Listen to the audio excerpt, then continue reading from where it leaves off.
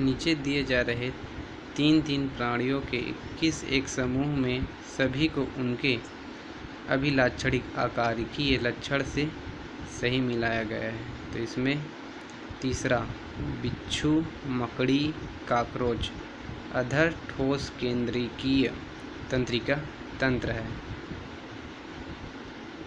अधर ठोस केंद्रीय तंत्रिका तंत्र है।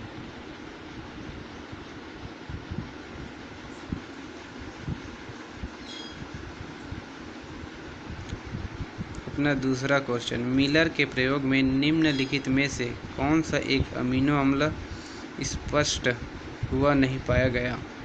ग्लूटामिक अम्ल है। ग्लूटामिक अम्ल स्पष्ट नहीं।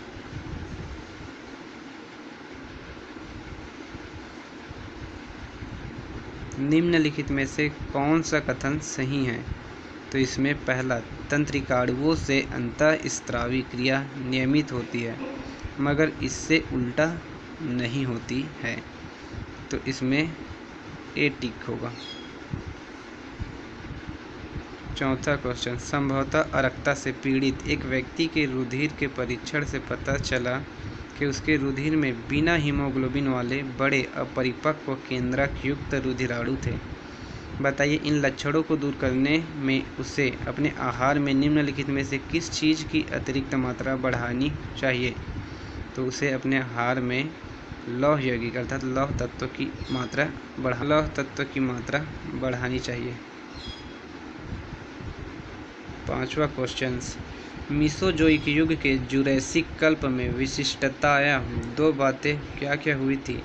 अनावृत्ति बीजी प्रभावी पौधे थे तथा प्रथम पक्षी कीट प्रकट हुए थे। अर्थात अनावृत्ति बीजी प्रभावी थे उस समय और प्रथम पक्षी कीट प्रकट भी हुए थे।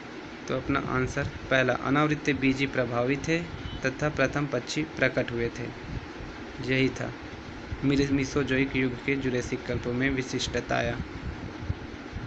तो अपना ए क्वेश्चन सही होगा। अपना छठा क्वेश्चन, ट्रिपैनोसोमा नाक्टिलिका मोनोसिस्टिक तथा जियार्डिया में कौन सा एक लक्षण समान पाया जाता है? तो इन सभी में ए, ये सभी एक कोष की प्रजीव प्रोटिस्टा के है, ये समान लक्षण पाए जाने वाले हैं एक कोष की, अर्थात इन सभी जीवों में एक कोष की जीव है। आंसर होगा तो ए।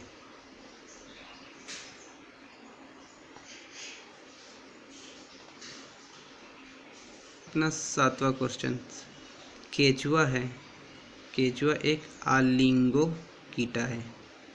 तो उत्तर बी, केचुआ एक आलिंगो कीटा है।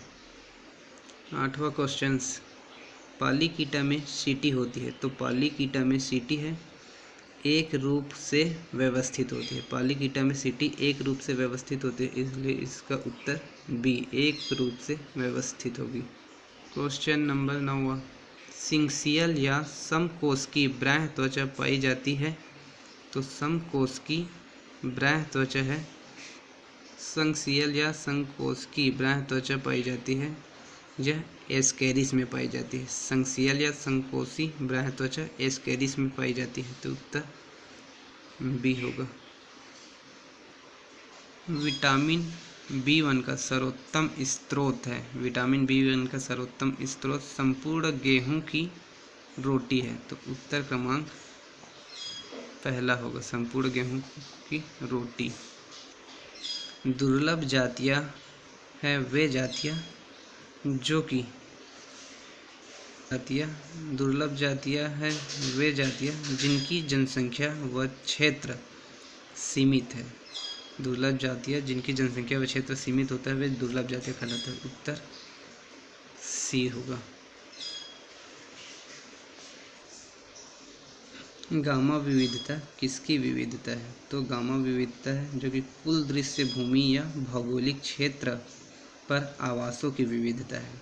गामा विविधता कुल दृश्य भूमि या भौगोलिक क्षेत्र पर आवासों की विविधता। तो उत्तर ए। तो इसका उत्तर ए होगा, कुल दृश्य भूमि या भौगोलिक क्षेत्रों पर आवासों की विविधता है। 15 क्वेश्चन, एशियाई सिंह सीमित है।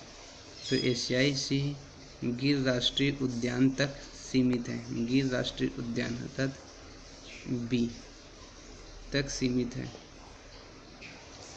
16वां, इथाइलिन डाइक्लोराइड किस प्रकार का विष है? तो इथाइलिन डाइक्लोराइड है जो कि अमाशय विष है।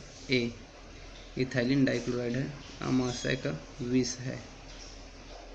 17, इकोलोकेशन अभिलाक्षणिक है। तो इकोलोकेशन है जो कि पक्षियों का अभिलाक्षणिक है। बी पक्षियों का अभिलाक्षणिक है इकोलोकेशन।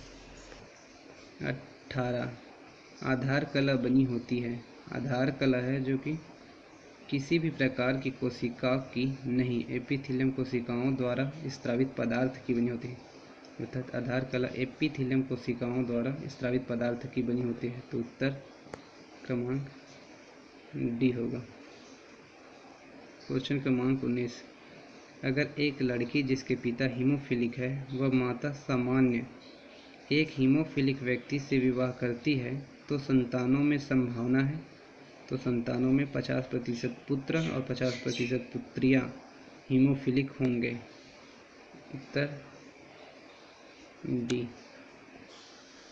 आधुनिक मानव होमो सेपियंस के विकास के चरणों का सही क्रम है। तो विकास के सही चरणों का क्रम ऑस्ट्रेलोपिथेकस, होमो इरेक्टस, निएंडरलैंथेसिस मानव, क्रो-मैग्नन मानव और आधुनिक मानव। अर्थात उत्तर बी होगा। ऑस्ट्रेलोपिथेकस, होमो इरेक्टस, निएंडरलैंथस मानव, क्रो-मैग्नन मानव और आधुनिक मानव। अर्थात उत्तर बी होगा। 22वां इंपॉर्टेंट क्वेश्चन, एड्स का पूर्ण रूप है एक्वायर्ड इम्यून डिफिशियंसी सिंड्रोम। अर्थात एड्स का पूर्ण रूप है सी एक्वायर्ड इम्यून डिफिशियंसी सिंड्रोम। सी है। 20 क्वेश्चन इंपॉर्टेंट।